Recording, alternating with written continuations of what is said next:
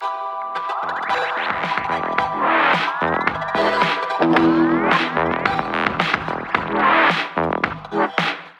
evening, friends. Welcome back to Super 25, India's largest online stock traders conference. We have successfully completed 10 sessions so far, and today is the 11th session, and the topic is Aam Aadmi investing.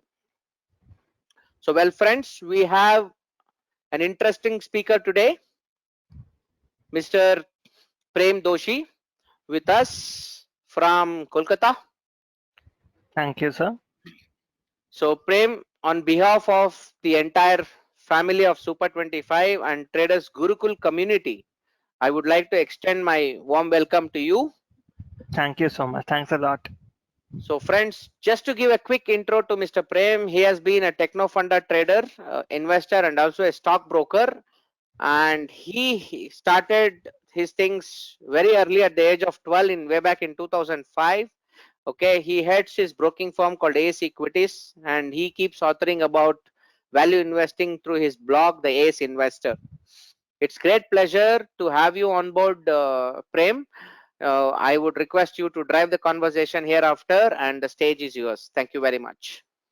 Thank you so much. So good evening, everyone. Hope you all are doing well and you all are staying home as expected. So as you guys have already known from Ashok ji that I'm into the market since 2005, and as of now I run my broking firm, and I also author a blog on value investing, and I write as a guest journalist for the news channel. So besides all this, should I directly skip to the presentation, Ashok ji? Please, sir, go ahead. Yeah. So today we are discussing Aam Aadmi investing and trading. So it has been noted that most of the seminars, webinars, we go through a lot of complicated stuff, which might not be the ideal thirst area for a layman. So what can a layman do with the help of the internet, through which he can generate better portfolio returns, get into better trading positions or strategies, and avoid blowing up their accounts or portfolios?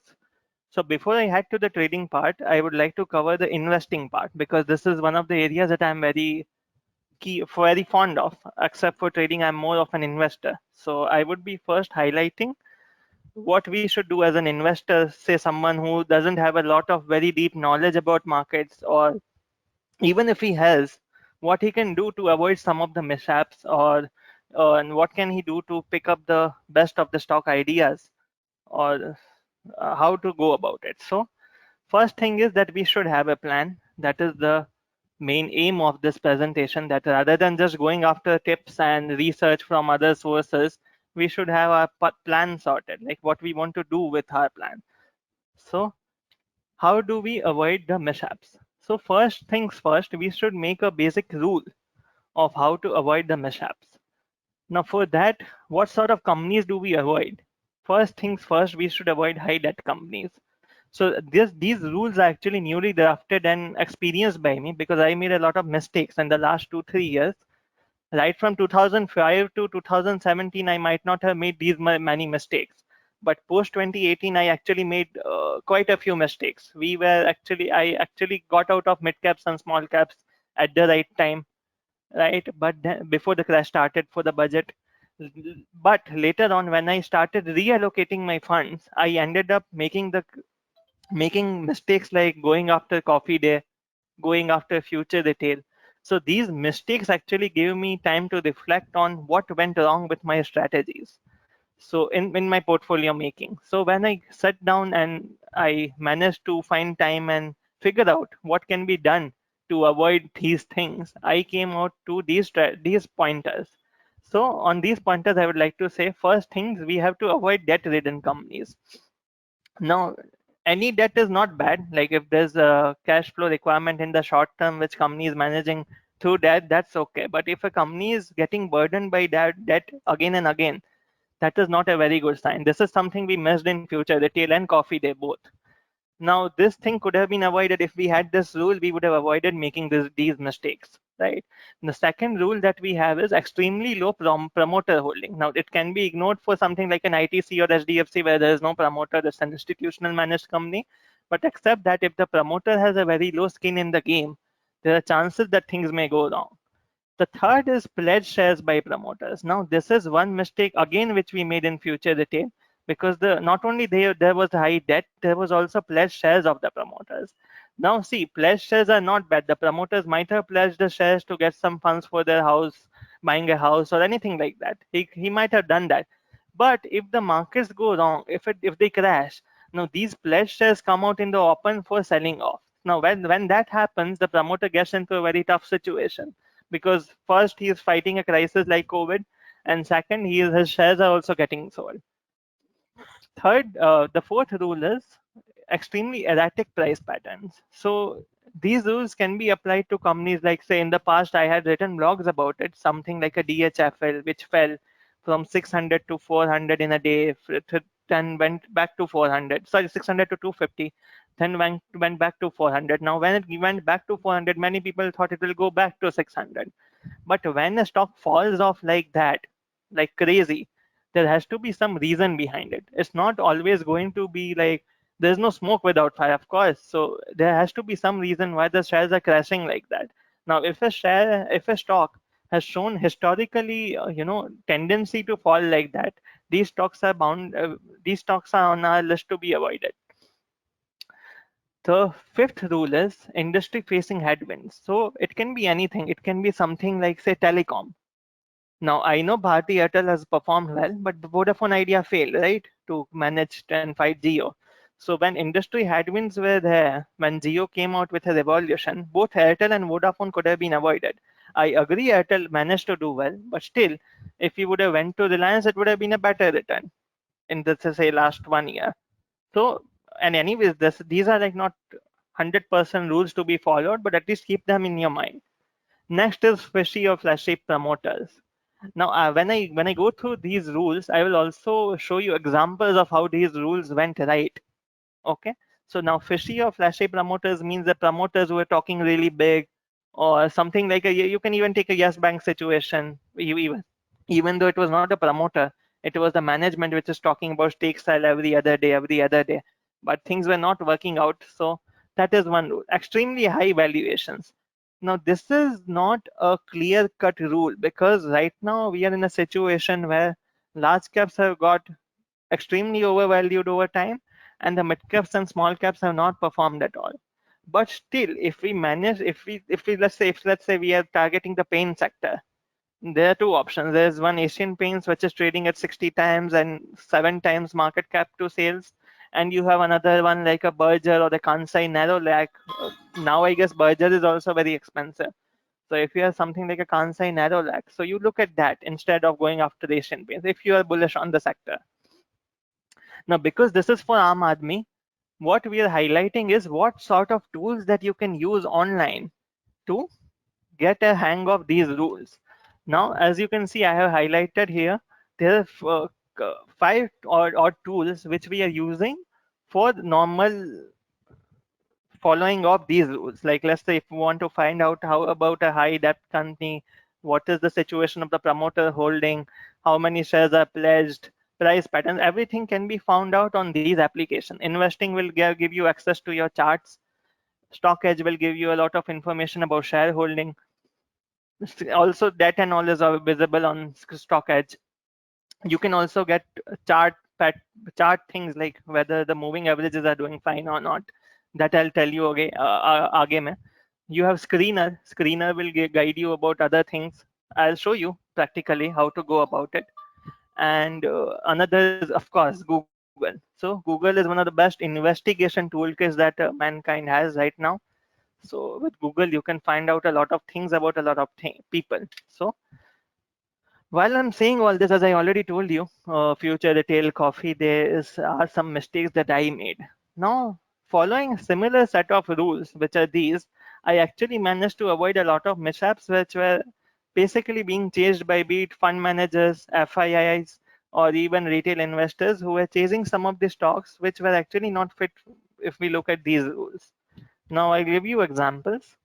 So let's look at something like an Infibeam and a Infibeam. So Infibeam, we had an article that okay, Infibeam is going to be the next Alibaba. We had an Outlook article or something. Then there was a lot of buzz about this stock. Now we have been like you can see my tweets in the sides. So when I had tweeted this back in May 2018, Infibeam was pretty safe of a stock, right? Now I'll just open my charting engine once. I use Sharekhan Trade Tiger as well as Edelweiss TX3 to chart out. You can use your terminal as well as your investing.com or something like that, where you can see the charts of stocks. But since I'm more comfortable with Sharekhan, I'm showing you on Sharekhan. One second, let it just load up right now.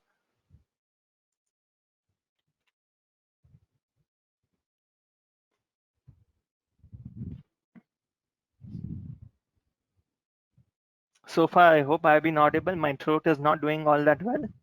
And yeah, it will just get loaded.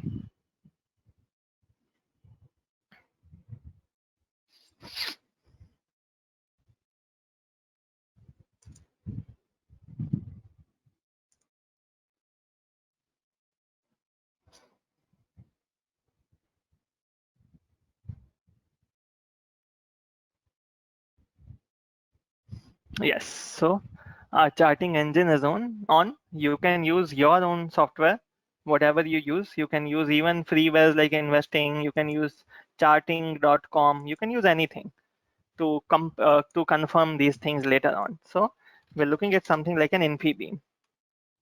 Now, Infibeam, when I had warned in 2nd May of 2018, 2nd May of 2018 was here. 2nd May 2018 was here, right? The stock was at somewhere close to 165. Now, why was it an avoid? Firstly, the company, as I could see, their website was not doing all that well. Infibeam.com was not doing extremely well, right? Before that, you see these areas. This is in September 2017. The stock fell from 144 to 87 in a day. Okay, it closed at 120, but that fall was not a normal occurrence, right? Before that also, the stock fell from 137 to 111 in a day without any news. Then on 29 December, it fell from 164 to 98, which is again not normal. Then was this warning which we issued in May. 162 was the rate, which obviously didn't really work out initially. The stock went to 150, and then we saw a bounce back and a rally to 240. We can call it a sucker's rally because the stock was bound to go bust later on. So then what happened was, you remember the DHFL day that happened on 21st September, the stock crashed from 238 to 140. Again bounced back. Again it went back to 225. But then later on what followed was from 200 odd levels, it crashed to directly 50. Now from 50, it has been around 50 for quite some time. So this particular company, like say Infibeam, it was in our rules, Infibeam was coming in the erratic price pattern thing. Erratic price pattern thing, except for that, you see everything was all right. I mean, till 2018, the numbers were fine. You look at this, the profit had gone 100% up. The margins had improved. The revenue was double. They had bought CC Avenue, which is a digital payment gateway. They bought that out. They were doing well. 200 crore, 300 crore revenue company grew to 800 crore. Everything was fine. But what was not fine was this particular incidents that were happening on the charts. Now, you might have been a fundamental investor and someone would have told you that Infibeam, okay, Infibeam looks very good. It's going to be a good company. They are making, like, let's say you have read that article that Infibeam will be Alibaba. I'm not sure if we can dig that out.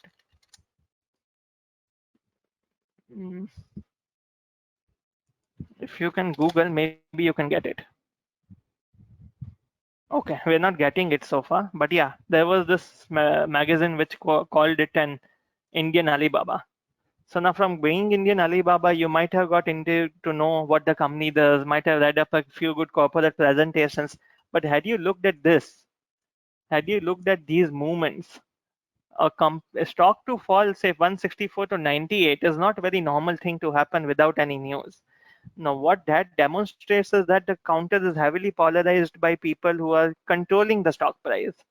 Now, when that happens, things can go wrong anytime. So we avoided this talk, right? And we gave this alert. This was one particular thing. Next was India Bulls.